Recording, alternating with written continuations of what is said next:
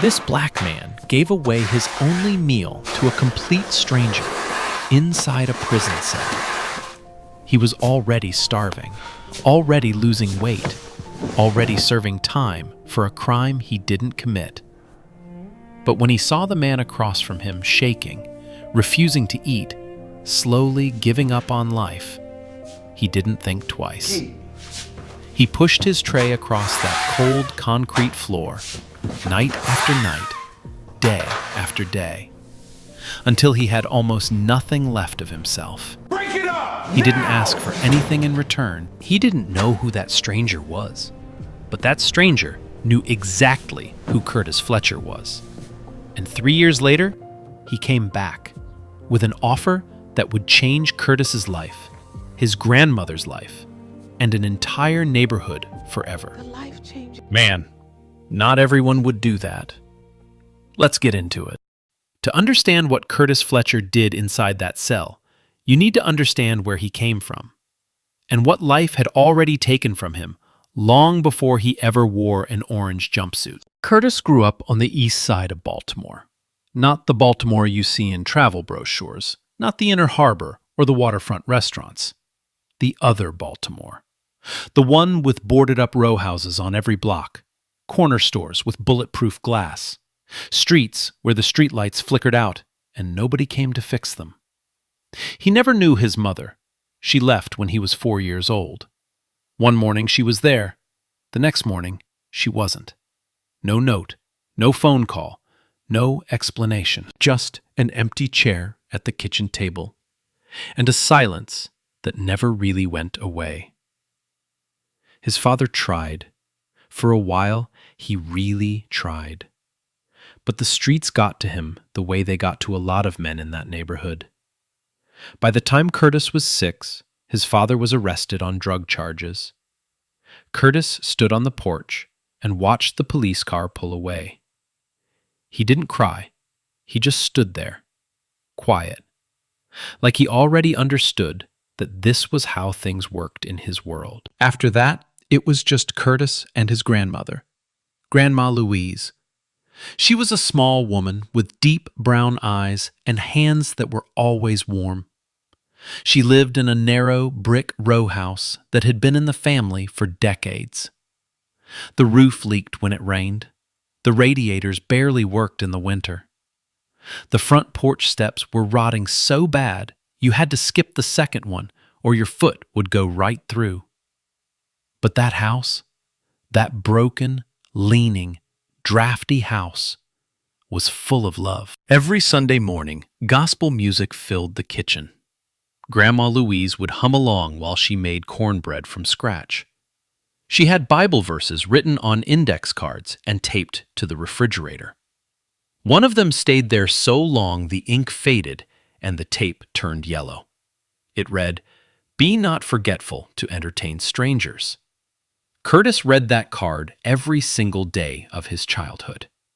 And Grandma Louise didn't just preach kindness, she lived it.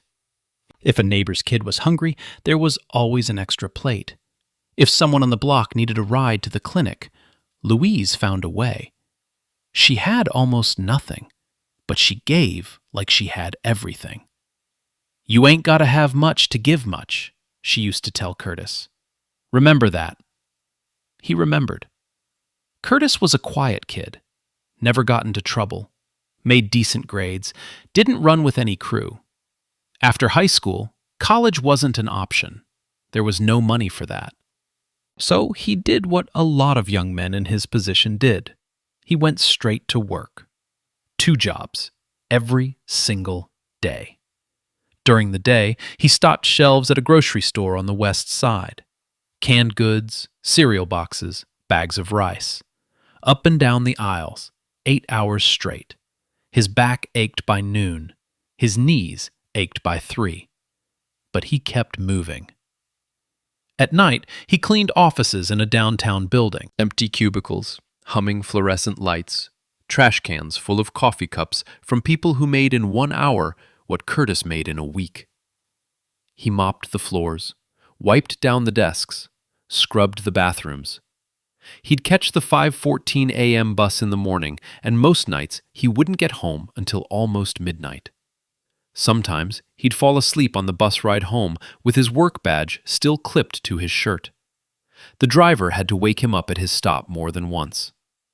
But Curtis never complained. Not once. Because every dollar he earned went toward two things: Grandma Louise's blood pressure medication, which kept getting more expensive every year, and the porch. That porch. Curtis had been saving for months to fix it. Grandma Louise had nearly fallen twice coming down those rotting steps. Once, she grabbed the railing just in time. The second time, she scraped her knee so bad it bled through her church dress. Curtis bandaged it up, and that night he sat at the kitchen table, counted his savings, $412, and told himself he'd have enough by spring. He didn't know that spring would find him somewhere else entirely.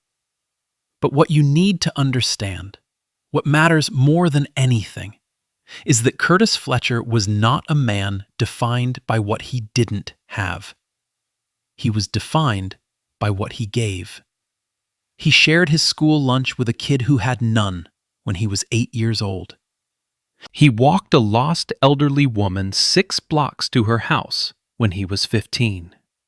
He gave his last $20 to a coworker whose car broke down. Every time, without hesitation, without thinking about what it cost him. That was Curtis. And maybe, just maybe, that's exactly why what happened next was supposed to happen. Because life was about to take everything from him. But it was also about to give him the one chance that would change it all. He just didn't know it yet. Curtis had been inside for almost 5 months when they brought in someone who looked like he didn't belong anywhere near that place. But before we get to that, you need to know how Curtis ended up behind bars in the first place. It happened on a Thursday night, late October. Curtis was walking home from his cleaning job. Same route he always took. Hoodie up because the wind was cutting cold. Hands in his pockets, head down. Just a man trying to get home. 2 blocks away, a convenience store had just been robbed. Police flooded the neighborhood within minutes. Sirens, flashlights, radios crackling. They were looking for a black male. Mid-20s, dark hoodie. That description fit half the men in East Baltimore. It fit Curtis. They stopped him on the corner of Ashland and Bradford. 2 officers, flashlights in his face. "Where are you coming from?" Curtis told them, calmly, politely. He showed them his work badge. He told them he cleaned offices downtown. He cooperated fully. It didn't matter. The store's security camera was broken, had been broken for weeks. The cashier, a young kid, maybe 19, still shaking from the robbery, was brought to the station. They put Curtis in a lineup. The cashier looked through the glass, hesitated, looked again, and pointed at Curtis.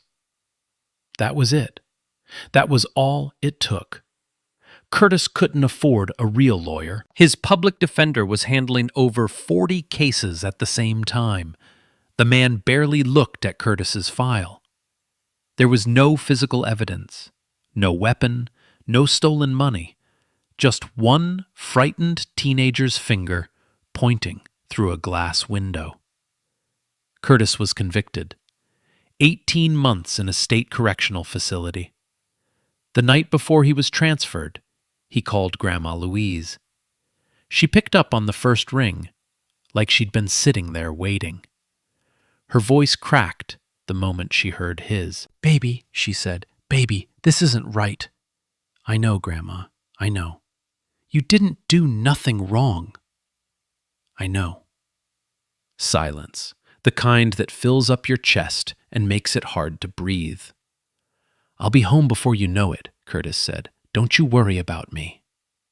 He heard her whisper a prayer before the line went dead. Then, silence. real silence, the kind that follows you into a cell and stays. Prison was exactly what you think it is, and worse. The noise never stopped. Metal doors slamming at all hours, men shouting down the corridor, someone crying at 2 a.m, trying to muffle it with a pillow. The smell of bleach and sweat hung in the air like it was painted on the walls. Curtis kept his head down. He didn't look for trouble, didn't join any group. He read borrowed paperbacks, whatever he could find. Old westerns, beat-up thrillers, a water-stained copy of a James Baldwin novel that somebody left in the common area. Every week, he wrote a letter to Grandma Louise on lined paper. He told her he was fine, told her the food was okay, told her he was reading a lot. He never told her about the nights he couldn't sleep, never told her about the inmate who shoved him in the cafeteria line just to see if he'd react. Never told her how small the world becomes when it shrinks to an 8x10 room. He ate every meal. Not because the food was good. It wasn't. Overcooked rice, mystery meat with no flavor, bread so stale it could chip a tooth.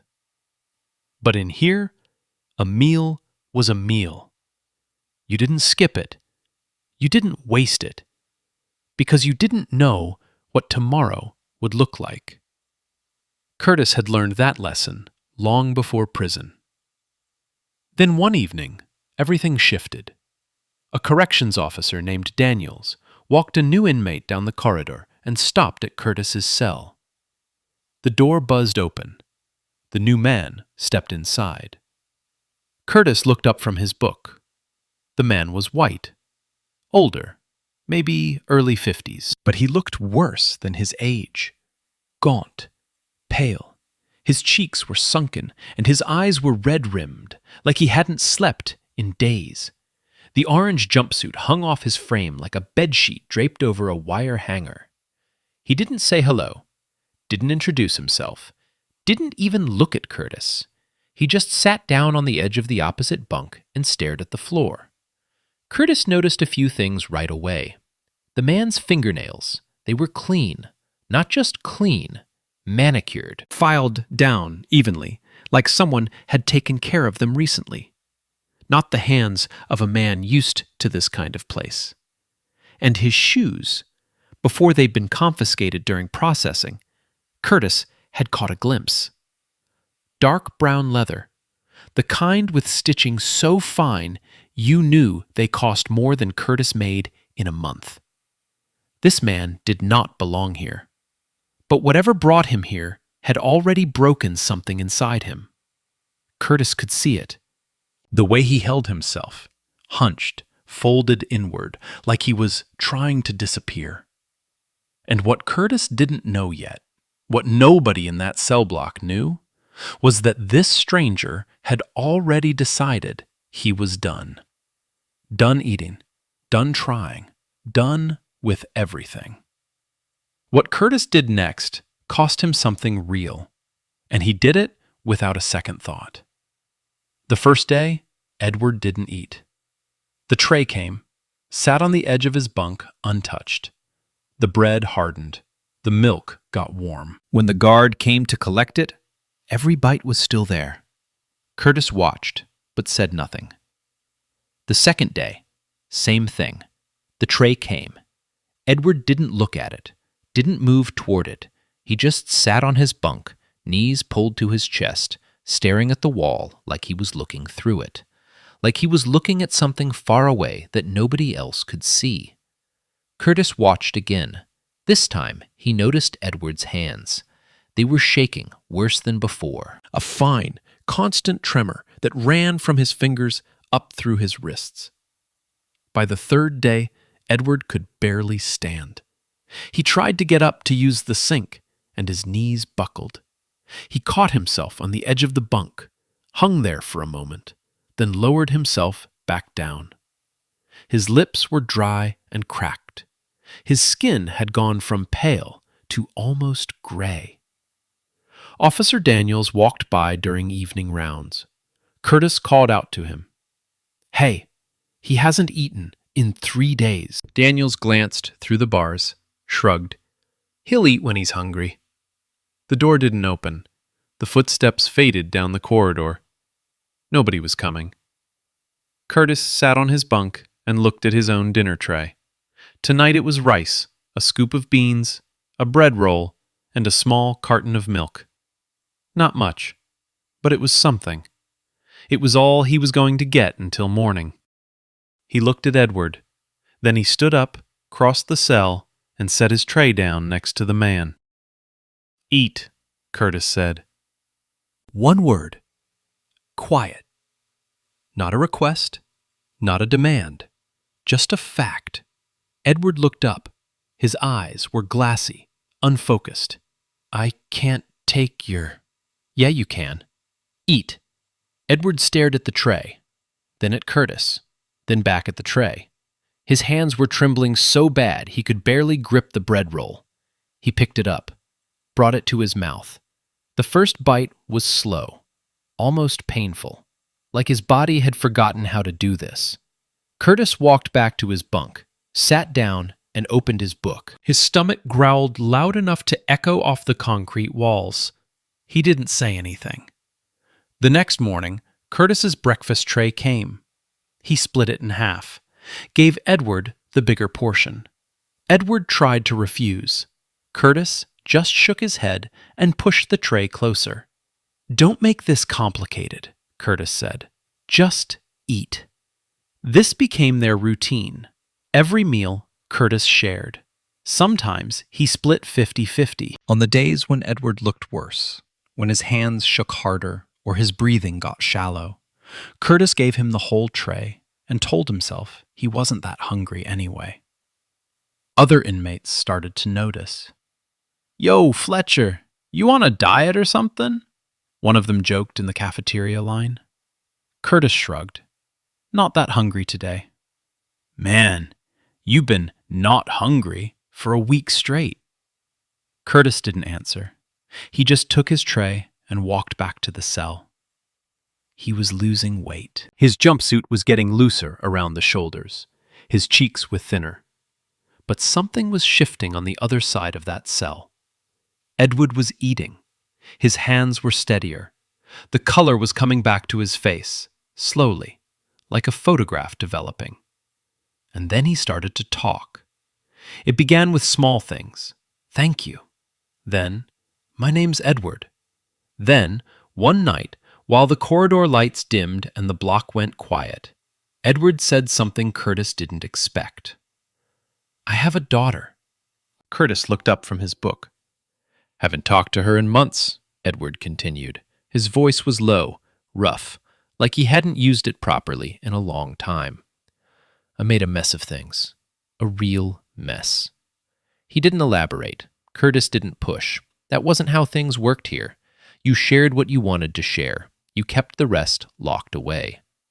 But a few nights later, Curtis shared too. He told Edward about Grandma Louise, about the row house with the leaking roof, about the porch steps that were rotting through, about how he'd been saving $412 to fix them before all this happened. "She almost fell twice on those steps," Curtis said. "The second time, she bled through her church dress. I promised her I'd fix it." Edward listened, really listened. Not the way most people listen, half paying attention, waiting for their turn to talk. Edward listened like every word mattered, like he was memorizing it. "You don't belong here," Edward said quietly. Curtis almost laughed. "Nobody thinks they belong here." "No." Edward's voice was firm, certain. "I mean it.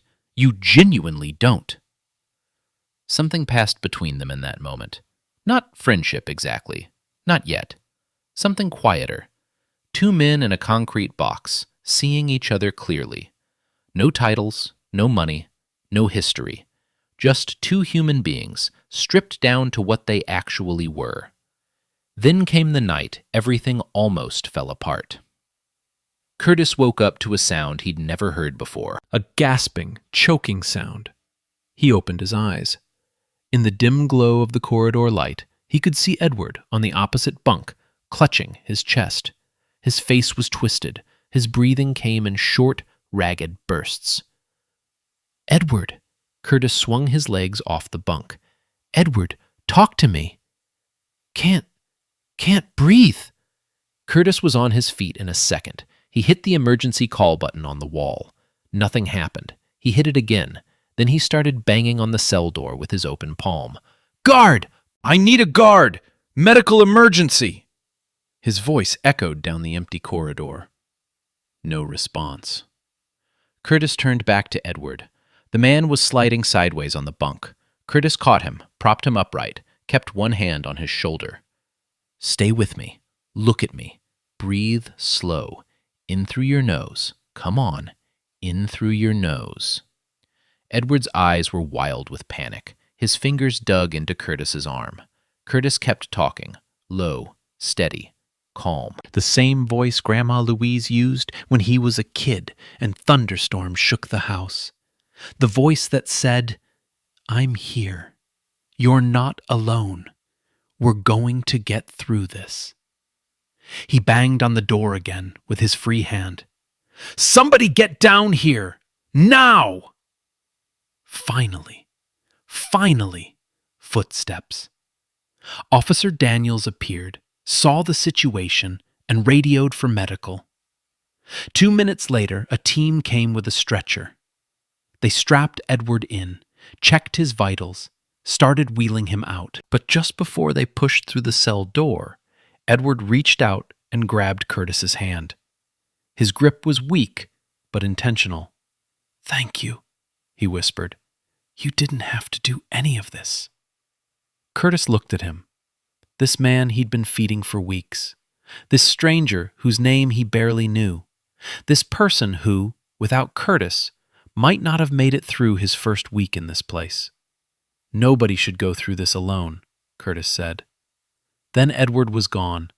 The cell door closed, and Curtis stood there in the silence, his own ribs visible through his jumpsuit, his stomach hollow, his hand still warm where Edward had held it. Edward was transferred out of Curtis's cell the next morning, but before he left, he did something Curtis almost threw away. It was early, barely past 6. The corridor was still quiet.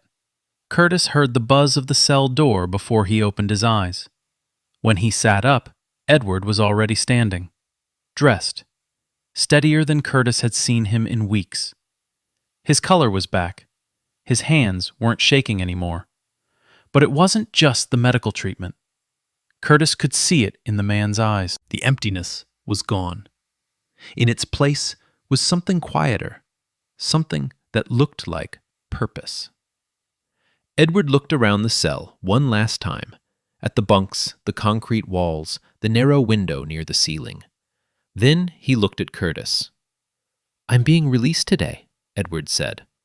Curtis nodded. "Good. You look better." "Because of you." Curtis waved it off. "Don't start with that. You would have been fine." "No." Edward's voice was steady. "I wouldn't have. We both know it." The silence sat between them, heavy, honest. Edward reached into his pocket and pulled out a small white card. Plain, no logo, no company name, just 2 lines, a name and a phone number. He held it out to Curtis. "When you get out," Edward said, "call this number." Curtis took the card, glanced at it. Edward Holton and a 10-digit number. Nothing else. "Just promise me you'll keep it," Edward said. "All right, I'll keep it." Edward extended his hand. Curtis shook it. The grip was firm this time, deliberate, not the handshake of a sick man on a stretcher. This felt like something being sealed. "Thank you, Curtis, for everything." "You don't owe me anything," Curtis replied. "I mean that." Edward held his gaze for one more second. Then he turned, walked through the cell door, and disappeared down the corridor. The door buzzed shut behind him. Curtis sat on his bunk, turning the card over in his fingers. The paper was thick, heavier than any business card he'd ever touched. Not the kind of thing you print at a copy shop for $9.99. This was expensive stock, the kind that belongs in a leather wallet, not an orange jumpsuit. But the name meant nothing to him. Edward Holton. Could have been anyone. A church deacon, a guy who sold insurance. Nobody special. Curtis slipped the card into the envelope where he kept his letters to Grandma Louise. He never called. Not because he didn't care, but because Curtis Fletcher had spent his whole life not expecting anything from anyone. Hope, in his experience, was something you kept small. You didn't reach for things that seemed too good. You didn't trust promises made in desperate moments. You just kept your head down and kept moving. That's what he did. The weeks after Edward left were quiet. Curtis went back to his routine, reading, writing letters, eating alone again. The cell felt emptier now. Sometimes at night, he'd look at the opposite bunk and remember the sound of Edward's breathing. Ragged at first, then steady, then gone. He served out the rest of his sentence without incident. Good behavior shaved 4 months off, 14 months total. The day he walked out, the sun hit his face and he had to close his eyes. It was spring. The air smelled like cut grass and gasoline. He stood outside the facility gates with a plastic bag of belongings and a bus ticket. The ride home took 2 hours. Baltimore looked the same. Same potholes, same corner stores, same cracked sidewalks. When he got to Grandma Louise's street, she was standing on the porch, the broken porch. She was thinner than he remembered, older, leaning on the railing with one hand. She saw him coming up the sidewalk and her face just crumbled. She opened her arms. Curtis walked up those rotting steps, skipping the second one out of habit, and held her. She didn't let go for a long time. And tucked inside his plastic bag, between a folded letter and a borrowed paperback, was a small white card he'd almost forgotten about. Almost. Curtis tried to move on with his life, but something kept pulling at the edge of his memory. The first few weeks at home were good, quiet, simple. Grandma Louise cooked his favorite meals. He slept in his own bed. He sat on the porch in the mornings and watched the neighborhood wake up. Kids walking to school, the man across the street hosing down his sidewalk, the sound of a radio playing through someone's open window. It felt like freedom, and for a little while, that was enough. But then reality showed up. Curtis needed work. He applied everywhere: warehouses, restaurants, janitorial companies, gas stations. Anywhere that was hiring, Curtis filled out an application. Neat handwriting. Polite cover letters. He showed up on time for every interview, dressed in the cleanest clothes he had.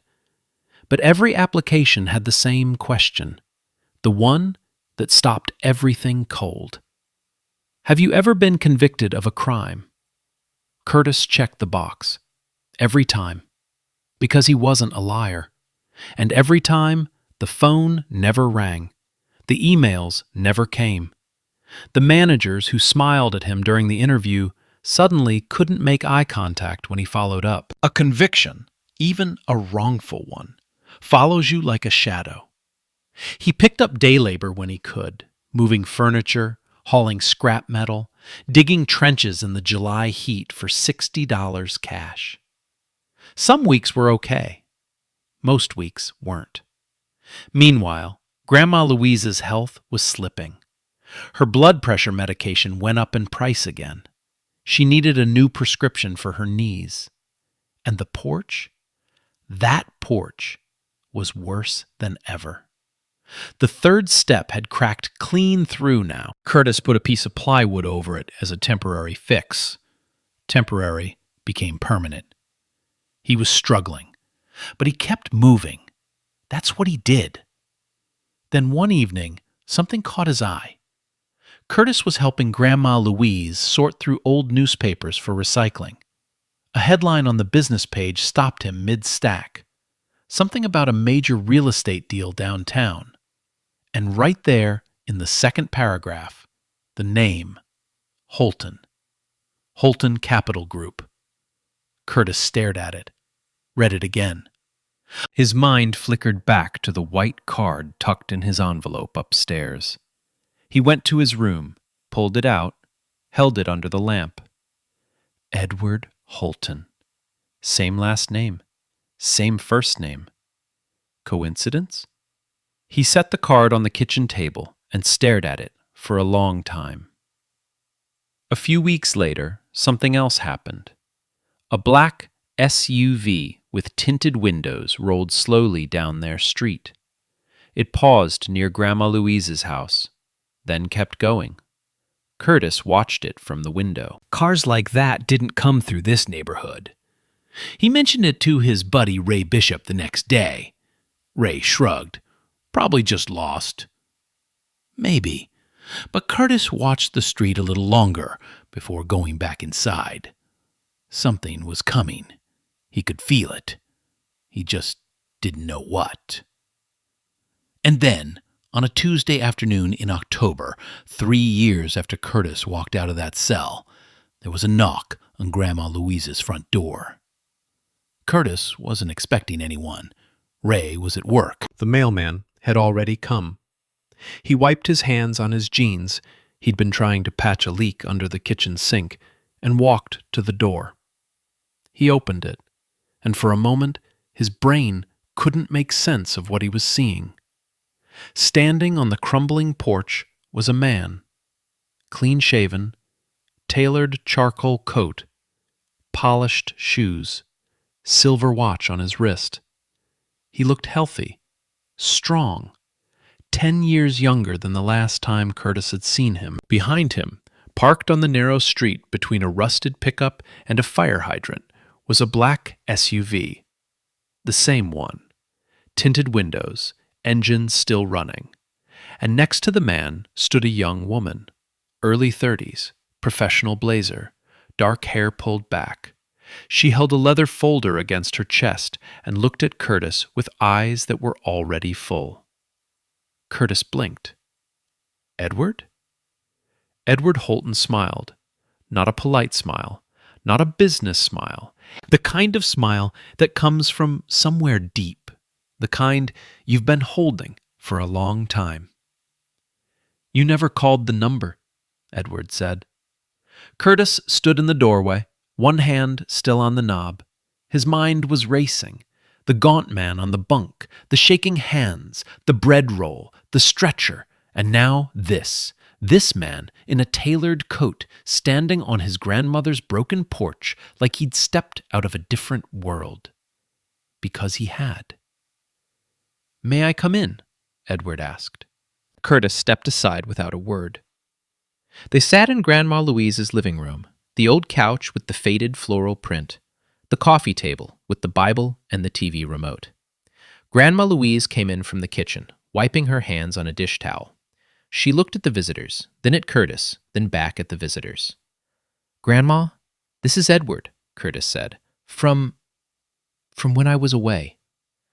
Grandma Louise studied Edward's face for a long moment. Then she nodded slowly and sat down in her armchair. The young woman spoke first. Mr. Fletcher, my name is Diane Holton. I'm Edward's daughter. Curtis looked at her, then at Edward, then back at her. Diane continued. My father told me about you the day he came home. He said a stranger saved his life. He's talked about you every single month since. The room went quiet. The only sound was the kitchen clock ticking on the wall. Edward leaned forward, elbows on his knees. When he spoke, his voice was steady but heavy with emotion, like every word had been rehearsed 1,000 times and still wasn't enough. Curtis, I need to tell you who I am, who I really am. He paused. My full name is Edward James Holton.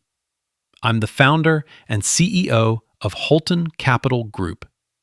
It's a real estate development firm. We operate in 14 states. The company is valued at just over $2 billion.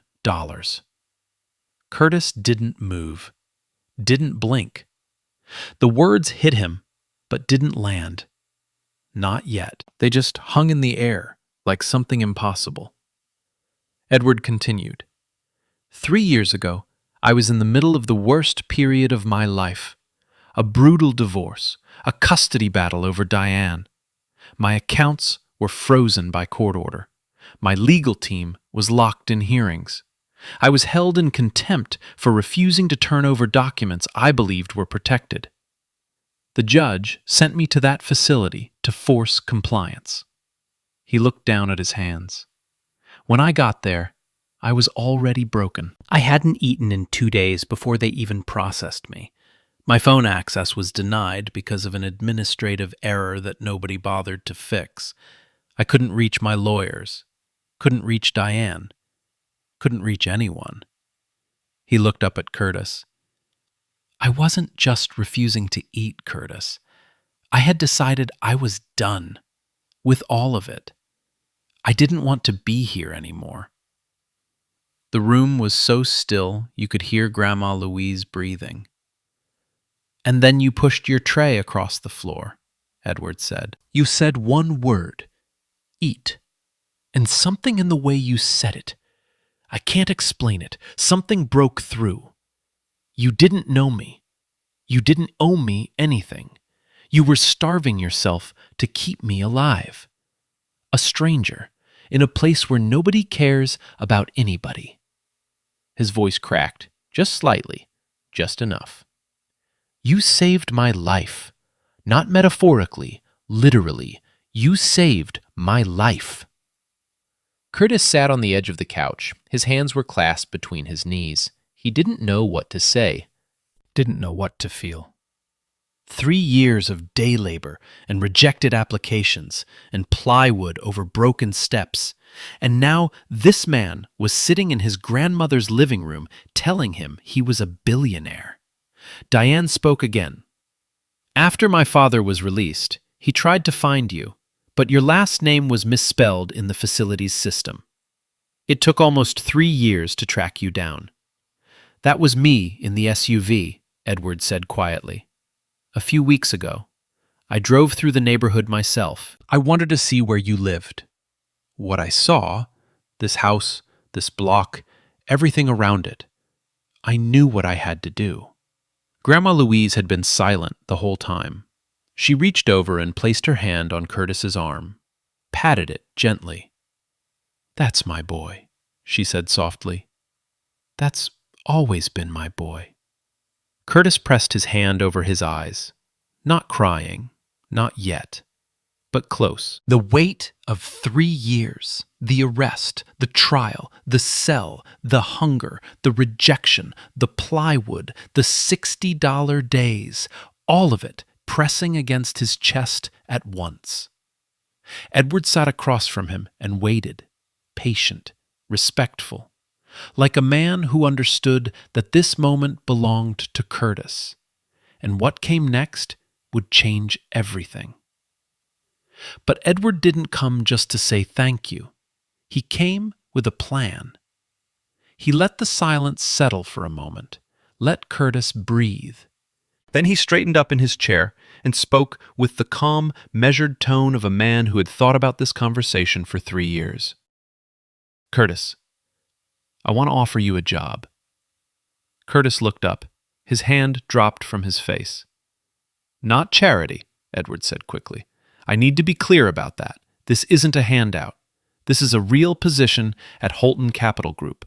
Full-time, salary, benefits, training program, everything. Curtis opened his mouth, closed it, opened it again. Edward, I appreciate that. I do. But I don't have a degree. I don't have experience in real estate. I stock shelves and mop floors. I'm not You're exactly what I need, Edward said. Let me explain. He told Curtis about Holton Capital's Community Outreach Division. The company was expanding into underserved neighborhoods across Maryland and Virginia. They needed someone who understood those communities, not from a boardroom, not from a spreadsheet, from life. "You have something money can't buy," Edward said. "Integrity, empathy, the ability to look at someone who's suffering and actually do something about it. I've got a building full of Harvard MBAs who can read a balance sheet, but I don't have a single person who would give away their last meal to a stranger." He paused. "I'll make sure you're trained. You'll have mentors. You'll learn everything you need to learn. You just bring who you are. That's the job." Curtis sat there. His mind was spinning. 6 months ago, he was hauling scrap metal in the heat for $60. Last week, he got turned down by a car wash because of his background check. And now, a billionaire was sitting on his grandmother's couch, offering him a career. He looked at Grandma Louise. She was watching him with that expression she always had when she already knew the answer, but wanted him to find it himself. She gave him one small nod. Curtis swallowed hard. "Okay," he said. "Okay, I'll do it." Edward smiled, but he wasn't done. "There's something else," he said. He turned to Grandma Louise.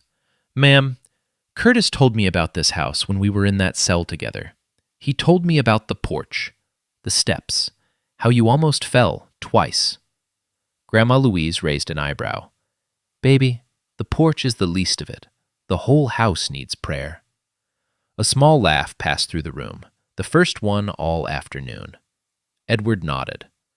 "Then let's answer that prayer. Holton Capital's community division is going to renovate this house. Completely. New roof, new porch, new plumbing, updated electrical, new kitchen, everything." Grandma Louise's hand went to her chest. "At no cost," Edward added. "Not $1." Curtis shook his head.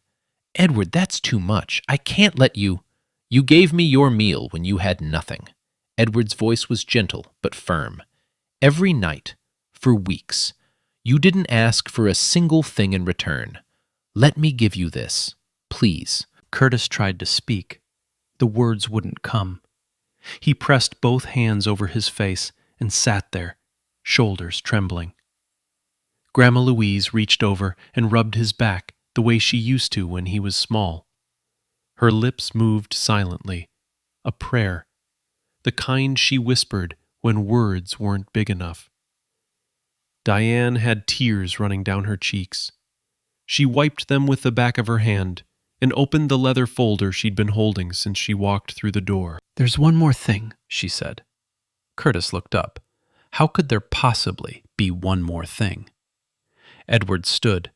He walked to the window and looked out at the street, the cracked sidewalk, the boarded-up house across the road, the kids on bicycles weaving around potholes.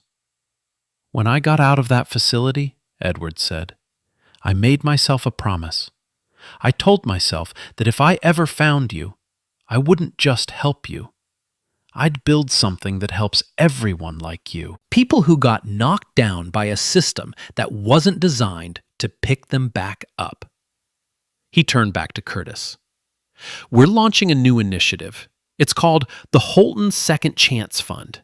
Job training, legal aid, housing assistance, all for formerly incarcerated individuals re-entering society. People who are trying to rebuild their lives but can't get past the background check. People who did their time and deserve a real shot." Curtis was listening, really listening. "We're partnering with local nonprofits, funding expungement clinics, building apprenticeship pipelines into construction, electrical, plumbing, trades. Real careers, not just temp work." Edward walked back to the couch and sat down. He looked Curtis directly in the eyes. "And I want you to help lead it." Curtis blinked. "Lead it? You lived it, Curtis. You know what these people need because you needed it too. You know what it feels like to check that box on an application and watch the door close. You know what it's like to do everything right and still get punished for it. He leaned forward. I can fund this. I can build the infrastructure. But I need someone with a heart at the center of it. Someone people trust. Someone who's been where they are. He paused. That's you. Curtis looked at Grandma Louise. She was smiling, tears rolling down her cheeks, but smiling. That smile that said, I always knew. I always knew God had a plan for you. Curtis looked at Edward, at Diane, at the leather folder with the documents inside, at the business card he'd almost thrown away 3 years ago. Then he nodded. All right, he said quietly. Let's do it. And just like that, in a living room with a faded couch and a ticking kitchen clock, everything changed. All because of a tray of rice and beans pushed across a concrete floor. Within a year, Curtis Fletcher's life was unrecognizable. But it wasn't just his life that changed. The first morning Curtis walked into Holton Capital's downtown office, he stood outside the glass doors for a full minute before going in. He was wearing a collared shirt Grandma Louise had ironed 3 times. His shoes were polished. His hands were shaking. Not from hunger this time, but from something he hadn't felt in a long time. Possibility. The first few months were hard. Curtis had never sat in a conference room, never used a laptop for work, never read a contract or a grant proposal. But he showed up early every single day, stayed late, asked questions, wrote things down in a notebook he kept in his back pocket. His supervisor told Edward after the first quarter, "That guy learns faster than half the people with degrees on this floor." Edward wasn't surprised. By month 6, Curtis was running community intake meetings on his own, saint across the table, from men and women who had just come home from prison. People with the same look in their eyes that Curtis used to have, that mix of hope and fear that comes from wanting a second chance, but not believing you'll get one. Curtis understood that look, because he'd lived it. He didn't talk down to them, didn't give them speeches about bootstraps or positive thinking. He just asked one question. What do you need right now? And then he helped them get it. Meanwhile, Grandma Louise's house was being reborn. The construction crew showed up on a Monday in March. By Friday, the old porch was gone. The rotting steps Curtis had been skipping for years ripped out. The plywood patch he'd nailed over the 3rd step pulled away like a bandage off an old wound. Within 6 weeks, the house was transformed. New roof, no more buckets in the hallway when it rained. New porch, solid, painted white, with steps you could walk on without holding your breath. New plumbing, updated electrical. A kitchen with countertops that weren't cracked, and a stove with all 4 burners working for the first time in a decade. Grandma Louise stood on her new porch the day it was finished. She ran her hand along the railing. Smooth, sturdy. She looked at Curtis standing in the yard and shook her head. "Lord have mercy," she said. "I keep thinking I'm going to wake up." She started hosting Sunday dinners again. Bigger ones now. Neighbors, program participants, church members. Sometimes Edward himself drove out and sat at that table, eating Grandma Louise's cornbread like it was the best meal he'd ever had. Because maybe it was. But the real impact, the thing that made this story bigger than one man and one house, was the Holton Second Chance Fund. Within 18 months of launching, the fund had helped over 200 formerly incarcerated individuals find stable employment. Not temp jobs, not day labor, real careers with benefits and futures. A young father named Derek got his record expunged through the fund's legal clinic. He completed a construction apprenticeship and got hired full-time by a building company in Towson. First steady paycheck of his life. A woman named Sandra finished a coding boot camp funded by the program. 6 months later, she was working at a tech startup in Colombia. She sent Curtis a thank you card that he pinned to his office wall. Local news picked up the story. Then a regional newspaper ran a feature. The headline read, "The Meal That Built a Movement." Curtis didn't love the attention, but he understood that the attention meant more funding, more partnerships, more people helped. He spoke at a community event that fall, stood at the podium in front of 300 people. His voice was steady. His words were simple. He talked about what it feels like to be invisible, to check a box on an application and know the answer is already no, to want to do right but have every door slammed shut. The room gave him a standing ovation. Ray Bishop was in the back row, shaking his head with a grin on his face. Afterward, he grabbed Curtis by the shoulder. "I always knew you were different, man." Curtis laughed. "No, you didn't." "All right, I didn't. But I know it now." And then, quietly, without cameras or headlines, one more thing happened. Through the legal aid arm of the fund, Curtis's own case was reopened. New evidence was submitted. The original eyewitness recanted his identification. After months of review, the court vacated Curtis's conviction. He was officially exonerated. Curtis got the call standing in his office at Holton Capital. He stared out the window at the Baltimore skyline, pressed the phone against his ear, and let the tears roll down his face without wiping them away. Free. Finally. Fully free.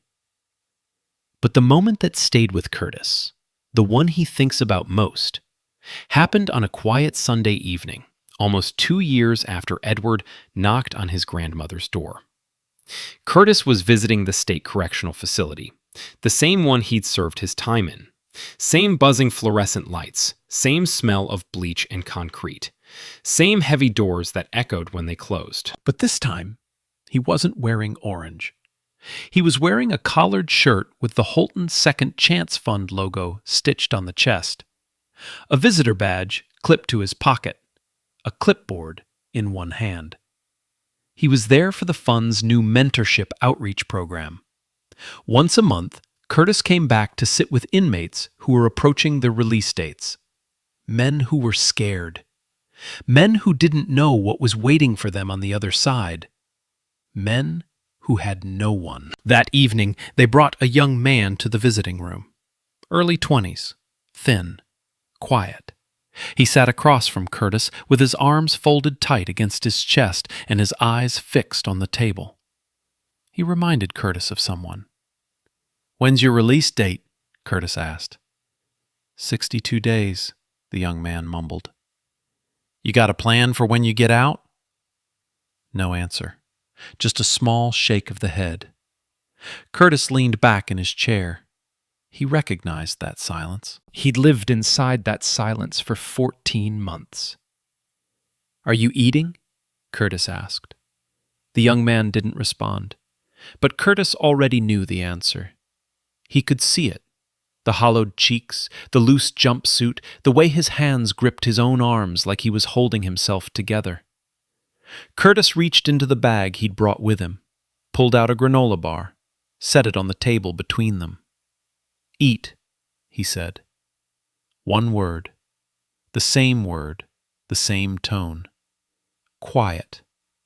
Not a request, not a demand. The young man looked at the granola bar, then at Curtis, then back at the bar. He picked it up, unwrapped it slowly, took a bite. Curtis smiled. The cycle begins again.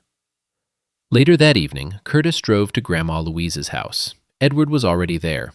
The two of them sat on the new porch as the sun went down. The street was quiet. A neighbor's radio played something soft through an open window. "Do you ever think about what would have happened if you hadn't given me that tray?" Edward asked. Curtis shrugged. "I don't think about it like that. You were hungry. I had food. That's all it was. Edward nodded slowly, looked out at the street, the evening light, the stillness. That's exactly why it meant everything, he said. Neither of them spoke after that. They didn't need to. Some things don't need words. They just need a porch and the quiet and the knowledge that somewhere along the way, kindness found its way home.